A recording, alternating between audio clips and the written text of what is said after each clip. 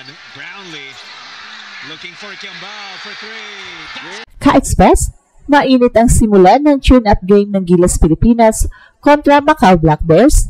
Pero ang mas mainit pa rito, si Kevin Kiambao mismo. 3-point shot of same thing. You know him in the NBA, no? Japit, kick out, Kiambao open again.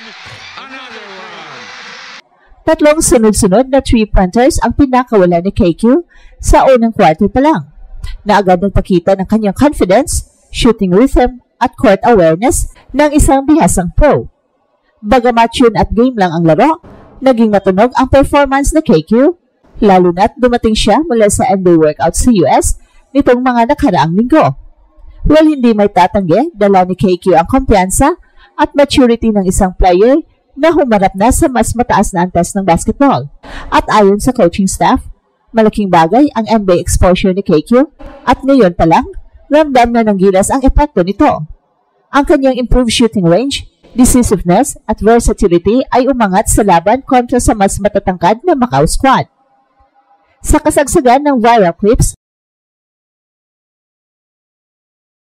mula sa tune-up na ito, maraming fans ang nanawagan and they're ready na sa KQ. Kung ito'y patuloy niyang may pakita sa FIBA Asia Cup, malamang hindi lang Pilipinas ang magtataas ng kilay, kundi pati ang mga scouts sa US.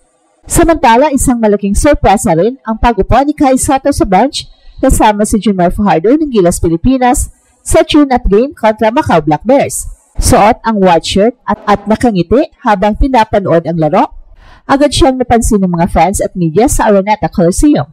Bagamat hindi pa cleared to play dahil sa kanyang ACL injury, malinaw na bahagi pa rin siya ng team environment at pinapalakas ang moral ng kanyang mga kakampi. Walang official na update mula sa SBP kung kailan babalik si Kai sa aktibong lineup, pero ang kanyang presensya sa courtside ay isang positibong senyales. Patuloy ang kanyang rehabilitasyon at inaasahang dahan-dahang babalik sa light training sa mga susunod na buwan.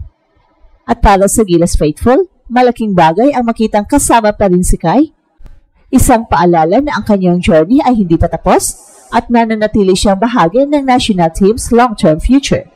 Ka-Express, tutok lang, mas marami pang update ang paparating mula sa Gilas Camp habang papalapit ang FIBA tournament.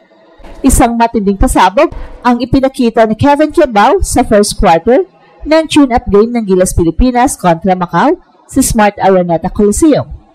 Bago pa man makalipas ang first quarter, 3 beses nang umarangkada mula sa 3-point line si KQ na tila ba nasasabi, handa na ako. Sa harap ng mga fans na sabik makita ang bagong mukha ng Gilas, hindi napakabog ang 6'8 forward na si Kevin Kiambao. Ang kanyang shooting form ay mas pino, mas mabilis ang release at halatang ma-international touch na dala sa kanyang kamakailang NBA workout tour. Isang sunod-sunod na rhythm ang nabuo sa offensive set ng Gilas at ang shooting threat ni KQ ang nagsilbing game changer sa unang bahagi ng laban. Well, hindi ito typical KQ na bumida lang sa low post o mid-range. Sa laro kontra Macau, ipinakita niya ang expanded arsenal, nagpaikot ng bola, pumeso, off-ball, at agad bumunot mula sa labas. At bukod sa shooting, nagpakita rin si KQ ng smart reads at excellent defensive positioning. Senyales na hindi lang ito talento, kundi player na may basketball IQ na pang-elite level.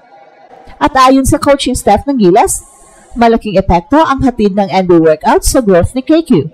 Bagamat wala pang official statement ukol sa team interest mula sa US, ramdam sa floor ang maturity, composure at hunger ng isang player na galing sa mataas na antas ng competition. At ang Smart Araneta crowd, nag-ingay sa bawat bitaw ng trust ni KQ. Ang social media, puno na ng clips at highlights, tila may bagong inaabangan ang Pinoy basketball fans at ang pangalan niya ay Kevin Kiambao. Isa sa pinakakapansin-pansing epekto ng explosive shooting performance ni Kevin ay ang pagluwag ng depensa ng Macau Black Bears sa shaded area. Ang kanyang 3 sunod-sunod na 3-pointer sa unang quarter, napresa ang Macau na i-extend ang kanilang depensa na nagbubukas ng driving lanes.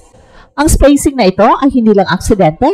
Ito ay eksaktong dahilan kung bakit valuable ang stretch forward sa modern basketball, lalo na sa international play.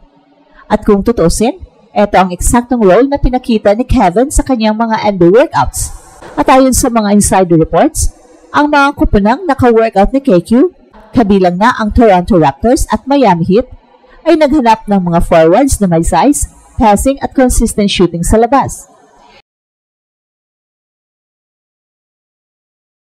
Hindi to first-time fluke, may sistema sa galaw ni KQ. At kung susuriin, ito ang uri ng game flow na nakasanayan niya mula sa workouts at drills kasama ang NBA level trainer sa US. At nitong July, kinumpirma mismo ng kanyang camp na nag-focus siya sa high-volume perimeter shooting, pick and pop reads at off-ball movement, mga aspeto na lumutang ngayong gabi. Ito ang uri ng player development na hindi lang nakakatuwa, nakakabilib.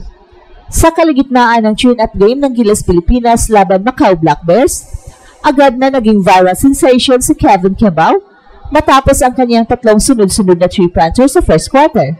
Habang nagpapatuloy ang laban, kumakalat na ang video clips ng kanyang shooting spree sa social media. Patunay na maraming Pinoy ang tumutok at natuwa sa ipinakitang gilas ng batang forward. Well, hindi na bago ang pangalan ni Kevin Kembao sa national team scene, pero sa pagkakataong ito, ang kanyang performance ay mas mature, mas kumpiyansa, at mas refined. At sa kanyang pagbabalik mula sa ilang linggong NBA workout sa US, ramdam ng coaching staff at ng mga fans ang malaking improvement sa outside shooting at decision-making ni KQ.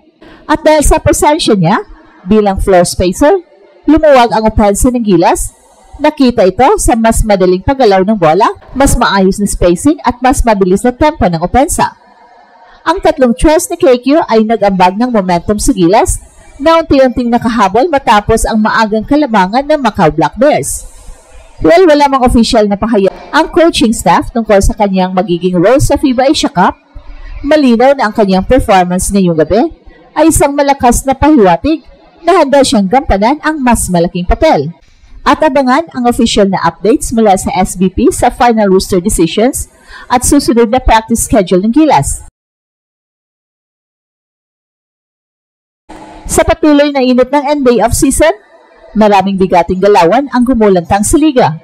At isa sa pinaka-pinag-uusapan ay ang pagbabalik ni Chris Paul sa Los Angeles Clippers, kung saan pumirma siya ng 1 taong kontrata na nagkakahalaga ng $3.6 million.